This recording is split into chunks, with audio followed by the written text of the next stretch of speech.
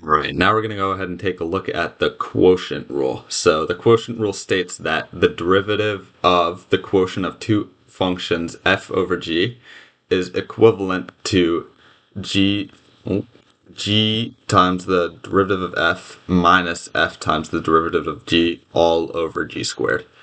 So that is kind of a nasty formula to remember.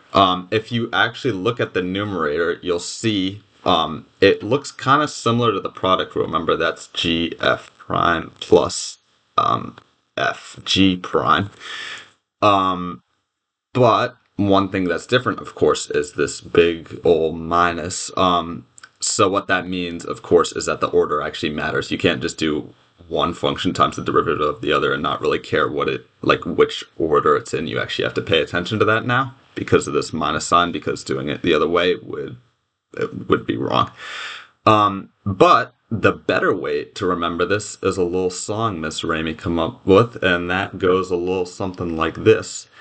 Low D high, less high D low, E-I-E-I-O, all over low squared. So what that references is if you treat instead of f and g of x as the high function, the numerator, and the low function, the denominator, it's low D high, less high D low, E-I-E-I-O, all over low squared. And that is, in my opinion, an easier way to remember it. And if you're caught humming this tune during a test, Miss Ramey will be very pleased, is what I've heard. So, with all that in mind, let's go ahead and look at a quick example here. So, you see it's kind of this quotient form once again. You could split this up into like 4x over x squared plus 5 plus 1 over x squared plus 5, but then we still have the problem of something in the denominator, which without the quotient rule, we don't know how to derive. So we do need the quotient rule here. We'll separate these two things into f and g. So f of x equals 4x plus 1, g of x equals x squared plus 5, and just to make it easier, we'll get the derivatives of both. So f prime is 4, and g prime is 2x. Now, to figure out what we need to do here, we can refer to our handy-dandy song, low D high, less high D low, all over low squared, and then we just plug in what we have. So g is x squared plus 5, f prime is 4, minus f is 4x plus 1, g prime is 2x, and then all over g squared. And then you just have to simplify the numerator, so this turns into 4x squared plus 20 minus 8x squared minus 2x all over this x squared plus 5, which just equals negative 4x squared minus 2x plus 20 over x squared plus 5 squared. And that is the derivative of this function up here. So, not too bad. You just gotta get used to remembering that formula, and then it's kind of just, it's a little tedious, but it's nothing too complex after that. So, now we gotta get into why this actually works. So, it's kind of a similar proof to the product rule. So first off, we of course just start off with the declaration here, which is just the derivative of f of x over g of x. We just turn that into the definition of derivative form, so limit as h goes to 0 of f of x plus h over g of x plus h minus f of x over g of x all over h. And then what we're going to do just to make our lives easier because of all these double-decker fractions is just multiply it by the two sub-denominators, I guess, which is g of x plus h times g of x on both the outer numerator and denominator, which of course has no the expression is the same after doing that because you multiply the numerator and denominator by the same thing. So by doing that, we get this big ol' limit, which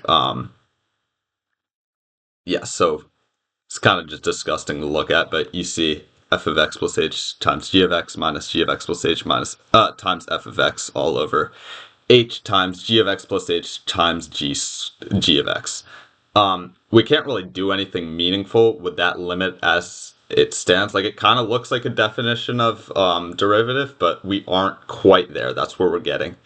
So the step we have to take here is to add, similar to the product rule, we have to subtract and add something in here. So what's going to make this work is subtracting f of x, g of x, and then adding it again.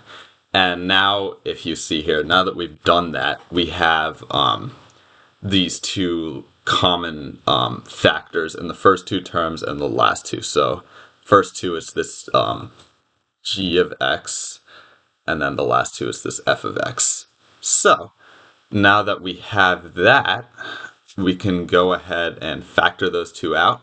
And you'll see I put a minus here. Even though there is a plus up here, it just makes it easier on us for identifying that definition of derivative later. So that puts the g of x plus h out in the front, because you just, like, that was negative, but it gets negated by this minus. So these two just kind of switch. F of x and g of x are both factored out at this point. H is both in the denominator, and then I got this big thing just kind of out over to the side, separated those two limits, and you'll see this is just its individual limit of 1 over those two things. So now that we're here, we can kind of do a little bit of like housekeeping. You see the limit, if you like, technically you would have to put another limit in here, like limit of g of x times limit of all of this. We just kind of skipped that step, but because g of x is a continuous function, because it's differentiable, limit as h goes to 0 of g of x is literally just g of x, so you can just factor that out. Same thing with f of x, that just gets put out to the front. That's pretty simple. And then here you see it's just two definition of derivatives all nicely set up for us. So we'll get to those in a sec. Over here, limit as h goes to 0. Once again, it's just a continuous function. There's no like pesky h in the denominator that we need to deal with. So all we have to do is just evaluate this at its functional value, which is just g of x. So that's how this part turns into g of x squared. And this, of course, is not affected by the limit at all because there's no h in it. Now, with all of that done, we get to here, which is where we simplify these definition of derivatives into just f prime of x, and then from here, g prime of x, and then bring down the f and g we had earlier. And this is starting to look a little familiar because it's pretty much the exact form of the quotient rule.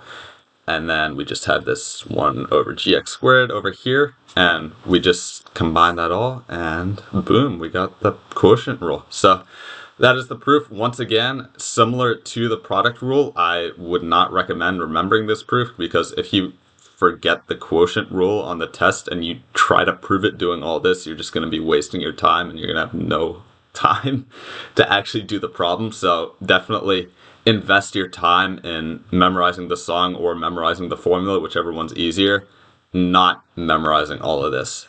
But that's why it works, and that's important to know, at least to some extent. So, with all that being said, the quotient rule takes a while. You have like 4 different things to keep track of, and like 6 times they're used. So if you can get out of using it, it's so much easier. Like, so for this first problem, you could do like f, let me get my marker, f of x equals x to the 5th plus 7, and g of x equals 7, and then quotient rule that out. But that's just miserable, and then you just have so much to keep track of. So instead of doing all that, just do 1/7 times the derivative of x cubed plus 7.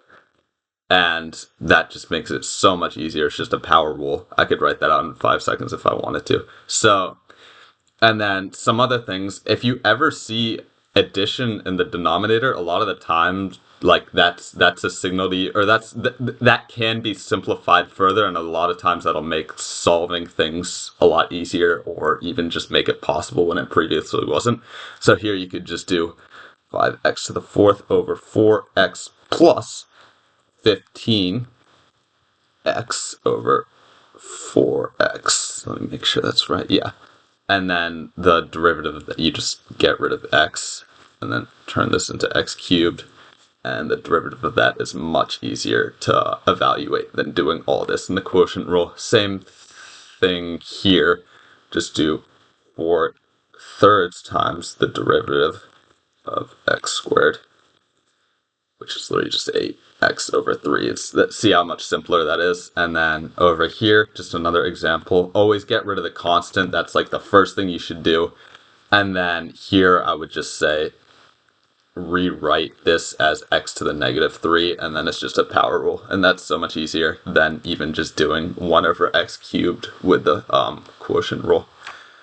If you can ever avoid using the quotient rule, do it, because it's just such a time save and minimizes the chance for like silly errors. So yeah, there are just a few practice problems for y'all to do on your own, but yeah, that's the quotient rule.